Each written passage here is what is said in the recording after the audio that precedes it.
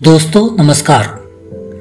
मैं बीएम मिश्र अनसुने किस्से में आप सबका हृदय से स्वागत करता हूं। अनसुने किस्से में मैं इस मंगलवार आपके लिए लाया हूं कहानी नफरत की पाठशाला। सुमित और रज्जन के जन्म में कोई ज्यादा अंतर न था। दोनों के घर आमने सामने थे, लिहाजा साथ खेलते खाते दोनों उम्र की पायदान पर चढ़ रहे थे। जब दोनों 6 साल के हो गए तो उनका स्कूल में एडमिशन कराया गया।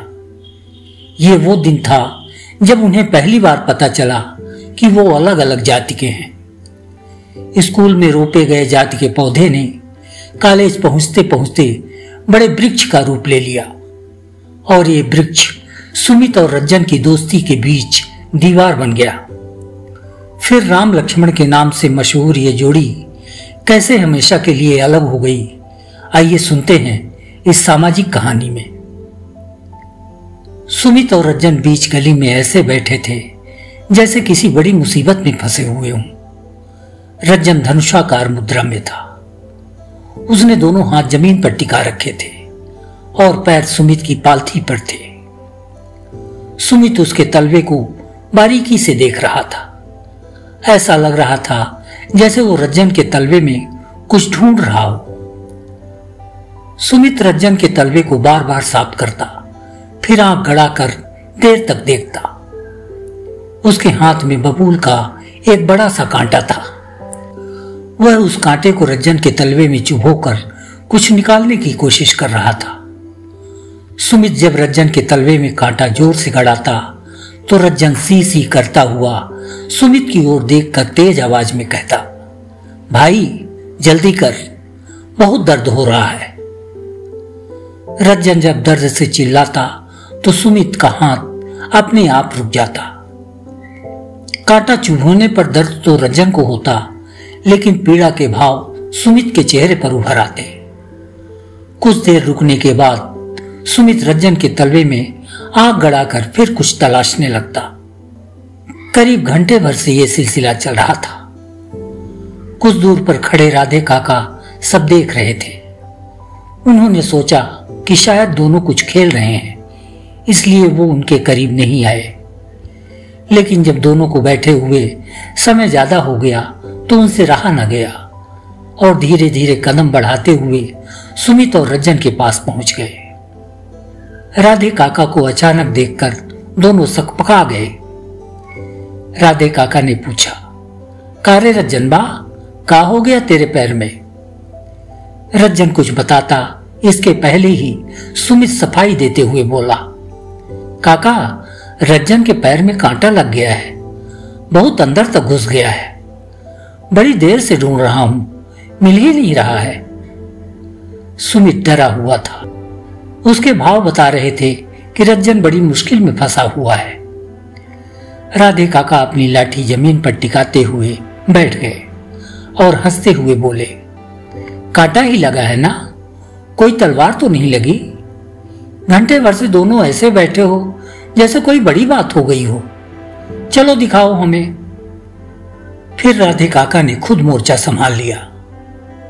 उन्होंने आग गड़ाकर रज्जन के तलवे पर बारीकी से नजर दौड़ाई। कई बार चश्मा ऊपर नीचे करने के बाद तलवे में थोड़ा गहरे उन्हें कांटे का एक नुकीला टुकड़ा धंसा दिखा। उन्होंने सुमित को घर भेजकर एक सुई मंगवाई और झट से कांटा निकाल दिया। कांटा निकालने के बाद राधे काका के चेहरे पर कुछ ऐसे भाव दिख रहे थे मानो उन्होंने कोई बड़ी बाजी जीत ली हो। इसके बाद उन्होंने रज्जन और सुमित को अपने सामने बैठाया। फिर अपनी तेज नजरों का जो बखान शुरू किया वह खत्म होने का नाम ही नहीं ले रहा था। इसी बीच मौका पाकर रज्जन और सुमित भाग निकले। राधे काका की उम्र 80 के करीब पहुंच रही थी। घर में अकेले रहते थे। सुबह नहा धोकर घर से निकल पड़ते और दिन भर गांव में इधर उधर घूमते रहते। उनका दोपहर का खाना अक्सर दूसरों के यहां ही होता। राधे काका का स्वभाव ऐसा था कि वो जिस घर में बैठ जाते बिना मांगे थाली हाजिर हो जाती। बच्चों से उनकी खूब पड़ती थी। उनका ज्यादातर समय बच्चों के बीच ही बीतता। कभी कभी तो बच्चों के साथ गुल्ली डंडा और कंचा भी खेलने लग जाते। सुमित और रंजन से उनका विशेष लगाव था। दोनों की जोड़ी जब गांव में निकलती तो राधे काका उनके आसपास ही मंडराते रहते। गांव में सुमित और रंजन का घर आमने सामने ही था। दोनों हमउम्र थे। जन्म में यही कोई हफ्ते भर का अंतर था। दोनों के परिवारों के बीच खूब जमती थी। सुमित और रंजन को गांव वालों ने जब देखा, एक साथ देखा। सुबह होते ही दोनों घर के बाहर निकलकर गली में आ जाते और जब तक मां न बुलाती खेलते रहते। आश्चर्य की बात तो यह है कि दोनों को कभी किसी ने लड़ते झगड़ते नहीं देखा। सामान्यतः होता है कि बच्चे जब साथ खेलते हैं तो बीच बीच में उनके बीच अनबन भी हो जाती है, लेकिन सुमित और रंजन के साथ ऐसा कभी नहीं हुआ। जैसे सुमित और रंजन की दोस्ती गहरी थी, वैसे ही उन दोनों के परिवारों के बीच संबंध भी प्रगाढ़ थे। कभी ऐसा न लगा कि दोनों परिवार अलग अलग हैं। किसी के रसोई में यदि कुछ खास चीज बनती तो दूसरे के घर तक जरूर पहुंचती। समय बीतता गया। साथ खेलते खेलते रंजन और सुमित की उम्र स्कूल जाने लायक हो गई। एक दिन दोनों के माँ बाप भी स्कूल पहुंचे और दोनों का नाम लिखवा दिया। सुमित और रंजन स्कूल भी साथ जाने लगे। सुबह तैयार होकर दोनों घर से निकलते और एक दूसरे के कंधे पर हाथ रखकर जब स्कूल के लिए रवाना होते तो गांव के लोग उन्हें बड़ी देर तक निहारते। राधे काका ने तो कई बार कहा कि इनकी जोड़ी राम लक्ष्मण जैसी लगती है। जब दोनों ठुमक ठुमक कर चलते हैं तो मन गदगद हो जाता है। सुमित और रंजन को स्कूल जाते हुए एक हफ्ते से ज्यादा समय हो गया। इस बीच एक दिन स्कूल के हेडमास्टर ने सुमित और रंजन से कहा, कल दोनों अपने अपने पिता को बुला लाना, रजिस्टर में कुछ जरूरी जानकारियां भरनी है। हेडमास्टर के आदेशानुसार दूसरे दिन सुमित और रंजन के साथ उन दोनों के पिता भी स्कूल पहुंचे। हेडमास्टर जी ने पहले बाहर खड़े रंजन के पिता को बुलाया और पूछा, क्या नाम है तुम्हारा? जी रघुवर। जाति क्या है? कहार। यानी तुम ठीक है, जाओ। फिर हेडमास्टर जी ने सुमित के पिता को बुलाया। उन्होंने उनसे भी यही पूछा, क्या नाम है तुम्हारा? जी घनश्याम। जाति? पंडित, चौबे हूं। अच्छा ठीक है। यह कहकर हेडमास्टर जी अपनी कुर्सी पर बैठ गए। उन्होंने सभी जानकारियां रजिस्टर में दर्ज की और पेन का ढक्कन बंद करते हुए क्लासरूम की ओर जाने लगे।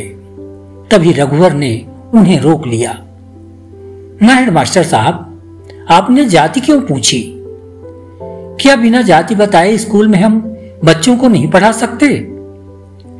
हेडमास्टर जी ने मुस्कुराते हुए रघुवर की पीठ पर हाथ रखकर कहा, नहीं, ऐसा नहीं है, लेकिन सरकार का आदेश है कि एडमिशन के समय स्कूल के रजिस्टर में हर बच्चे की जाति दर्ज की जाए ताकि उन्हें अलग अलग तरह की सुविधाएं मिल सके। अलग अलग सुविधाएं? यह सुनकर रघुवर चकित हो गया। उससे रहा न गया और हेडमास्टर जी से फिर पूछा, क्या पढ़ाई में बच्चों की जाति देखकर सुविधाएं दी जाती हैं? बच्चे तो सभी एक जैसे हैं ना? हेडमास्टर जी ने रघुवर के इस सवाल का जवाब भी सरलता के साथ दिया। देखो रघुवर, अभी तो छोटी क्लास में सभी बच्चों को एक जैसी सुविधा मिलेगी, लेकिन जब वो बड़ी क्लास में पहुंचेंगे तो उनको फीस में छूट, कोचिंग, वजीफा आदि कई सुविधाएं जात के हिसाब से दी जाएंगी। फिर नौकरी में भी अगड़ा पिछड़ा का हिसाब किताब होगा, और ये तुम्हारा बच्चा पढ़ने में कमजोर भी होगा तो भी उसे सरकार नौकरी देगी। सरकार ये सब गरीबों के हित के लिए करती है। हेडमास्टर जी की बात सुनकर रघुवर के मन में सवालों का बवंडर उठने लगा। उसने कान खुजाते हुए धीरे से कहा, हेडमास्टर जी, गरीब तो घनश्याम भी है, फिर उसे? हेडमास्टर जी अब ज्यादा बात करने के मूड में नहीं थे।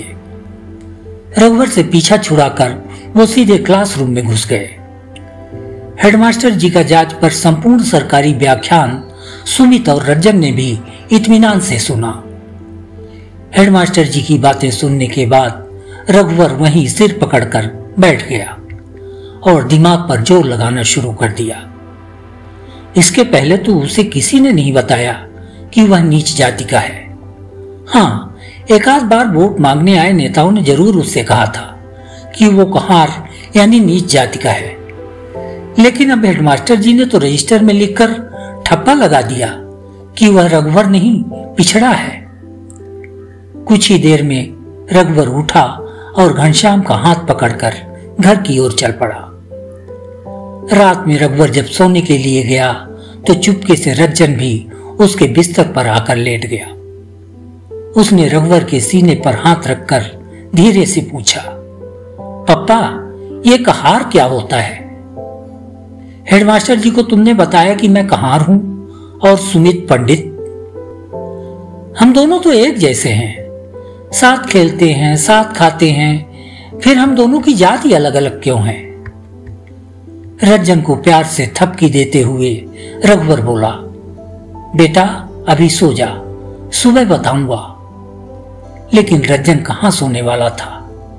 हेडमास्टर की हर बात अक्षरशः उसके दिमाग में रिकॉर्ड हो गई थी और वह उनका जवाब चाहता था। उसने रघुवर का हाथ झकझोरते हुए फिर पूछा, पप्पा, हेडमास्टर जी बता रहे थे कि हमें पढ़ाई और नौकरी में अलग से सुविधा मिलेगी। ऐसा क्यों? वो सुविधा सुमित को क्यों नहीं मिलेगी? रघुवर ने रंजन को समझाया, सुनो बेटा, सरकार छोटी जातियों को गरीब मानती है, इसलिए उनको कुछ विशेष सुविधाएं देती है। सरकार की नजर में सवर्ण जाति के लोग संपन्न होते हैं, इसलिए उन्हें कोई विशेष सुविधा नहीं देती। अंधेर गर्दी है बेटा। सुमित के पिता घनश्याम और मैं एक साथ मजूरी करके परिवार का पेट पाल रहे हैं, लेकिन सरकार की नजर में वो अमीर हैं और मैं गरीब। यह कहकर रघुवर ने लंबी सांस ली और रंजन को सीने से चिपकाकर सो गया। सुबह अन्य दिनों की भांति रंजन और सुमित तैयार होकर स्कूल चले गए। दोनों के स्कूल जाने के बाद रघुवर घनश्याम के घर पहुंचा। उसके मन में अगड़े पिछड़े की टीस उभर रही थी। वह घनश्याम को रात में रंजन द्वारा पूछे गए सवालों के बारे में बताना चाह रहा था, लेकिन बोल न पाया। समय के साथ सुमित व रंजन एक के बाद एक ऊंची कक्षाओं की ओर बढ़ते गए। स्कूल की पढ़ाई पूरी होने के बाद दोनों ने एक साथ कॉलेज में दाखिला लिया। दाखिले के बाद जब फीस जमा करने की बारी आई तो कॉलेज के बाबू ने सुमित से कहा कि वो कल घर से 3000 रुपए लेकर आए। सुमित के साथ रंजन भी था। उसने पूछा, मुझे कितने रुपए लेकर आने हैं? तो कॉलेज के बाबू ने कहा, एक भी नहीं, तुम पिछड़ा वर्ग से हो, तुम्हें फीस नहीं लगेगी। यह सुनते ही सुमित और रंजन दोनों के चेहरे सुर्ख हो गए। पहली बार उन्हें एहसास हुआ कि वो दोनों अलग अलग जाति के हैं। स्कूल में हेडमास्टर जी का बोया हुआ जाति का बीज सरकारी व्यवस्था की खाद पाकर अब उनके मन में अंकुरित होने लगा। सुमित बिना रंजन को बुलाए ही सिर नीचे किए हुए घर की ओर चल पड़ा। रंजन भी उसके पीछे पीछे हो लिया। शायद ये पहला मौका था जब सुमित और रंजन घंटे भर साथ साथ चले, लेकिन एक दूसरे से बात नहीं की। सुमित ने घर आकर पिता घनश्याम को कॉलेज की फीस के बारे में बताया तो वो थोड़ी देर के लिए सन्न रह गए।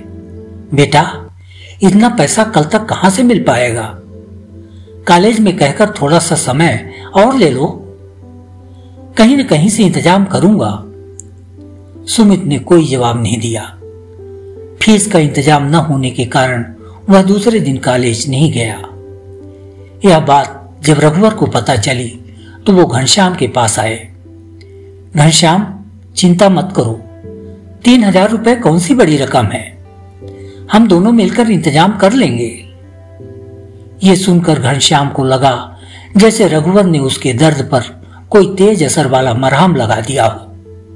अगले दिन रघुवर और घनश्याम ने थोड़ा थोड़ा करके 3,000 रुपयों को इंतजाम किया और सुमित की फीस जमा करवा दी। इधर हेडमास्टर जी द्वारा सुमित और रज्जन के बीच बनाई गई खाई गहराने लगी। हालांकि दोनों अब भी साथ कॉलेज जाते, लेकिन आपस में कोई बात न करते। दोनों ने मिलना जुलना भी कम कर दिया।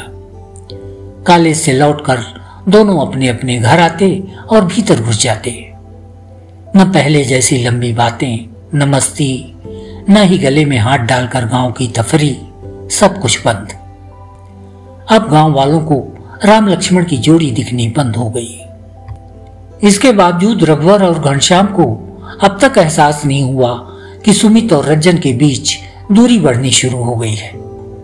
वो सोचते कि शायद पढ़ाई में व्यस्तता के कारण दोनों ने साथ घूमना फिरना बंद कर दिया है। हालांकि रघुवर और घनश्याम पहले की तरह ही मिलते, लेकिन बच्चों में दूरी के कारण उन्हें रिश्तों में पहले जैसी गर्माहट महसूस न होती। समय बीतता गया। सुमित और रज्जन ने कॉलेज की अंतिम क्लास की परीक्षा अच्छे नंबरों से पास की। फिर दोनों ने नौकरी की तलाश शुरू कर दी। कुछ दिनों बाद अखबार में एक सरकारी नौकरी का विज्ञापन निकला। राजस्व विभाग में सीनियर क्लर्क के पद पर भर्ती होनी थी। यह विज्ञापन दोनों ने देखा और दूसरे दिन नौकरी के लिए आवेदन भी कर दिया। महीने भर बाद भर्ती परीक्षा होनी थी। दोनों ने दिन रात एक कर परीक्षा की तैयारी की।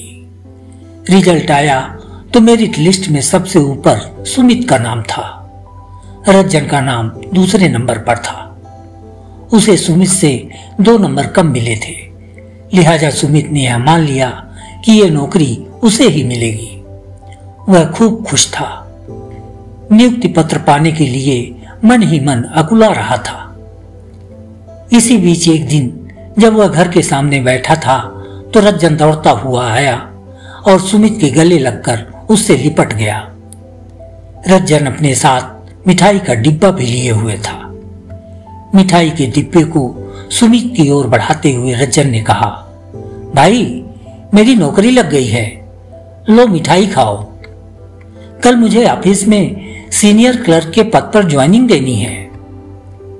यह सुनते ही सुमित का पूरा शरीर सुन्न पड़ गया। उसे समझ में नहीं आ रहा था कि वो इस खबर पर खुशी जताए या रोए। हालांकि दबे मन से उसने रज्जन को बधाई देने की औपचारिकता जरूर पूरी की। दूसरे दिन उसने जब जानकारी जुटाई तो पता चला कि रज्जन को उसकी पिछड़ी जाति के कारण 5 अंकों का बोनस मिल गया है और वह सुमित से आगे निकल गया। सुमित का मन हो रहा था कि वह दहाड़ मार कर रोए और इस पूरे सिस्टम को आग के हवाले कर दे। सुमित को अपनी ऊंची जाति का होने का अफसोस था। उसके मन में आक्रोश की ज्वाला धधक ही रही थी, तभी राधे काका पहुंच गए। उन्होंने सुमित को ढाढ़स बधाते हुए कहा, बेटा ये अंतिम मौका नहीं है, जीवन में अभी और कई अवसर आएंगे, हिम्मत रखो, तुम्हें और अच्छी नौकरी मिलेगी। राधे काका सुमित को समझा ही रहे थे कि सामने एक जीप आकर रुकी। उसमें से रज्जन उतरा और सुमित को देखे बिना सीधे अपने घर के अंदर चला गया। सुमित और रज्जन के बीच जाति के जहर का असर साफ साफ दिख रहा था। वहीं खड़े राधे काका को इस अप्रत्याशित बदलाव पर विश्वास नहीं हो रहा था। उन्हें सुमित को नौकरी न मिलने का दुख तो नहीं था, लेकिन यह बात उन्हें अंदर तक तोड़ गई कि इस गांव की राम लक्ष्मण की जोड़ी को सरकारी रजिस्टर में दर्ज 2 शब्दों ने अलग कर दिया। रज्जन और सुमित, जिनके दिल हमेशा एक साथ धड़कते थे, आज वो कहार और चौबे बनकर एक दूसरे से अलग हो गए। रज्जन और सुमित के घर को जोड़ने वाली गांव की गली आज खुद 2 भागों में बटी हुई दिख रही थी। मित्रों, आपको ये कहानी कैसी लगी कमेंट बॉक्स में हमें जरूर बताएं। कहानी यदि अच्छी लगी हो तो लाइक व शेयर अवश्य करें। और हाँ, यदि आपने अब तक हमारे चैनल को सब्सक्राइब नहीं किया है तो कर लें। अगले मंगलवार हम फिर मिलेंगे एक नई कहानी के साथ। धन्यवाद।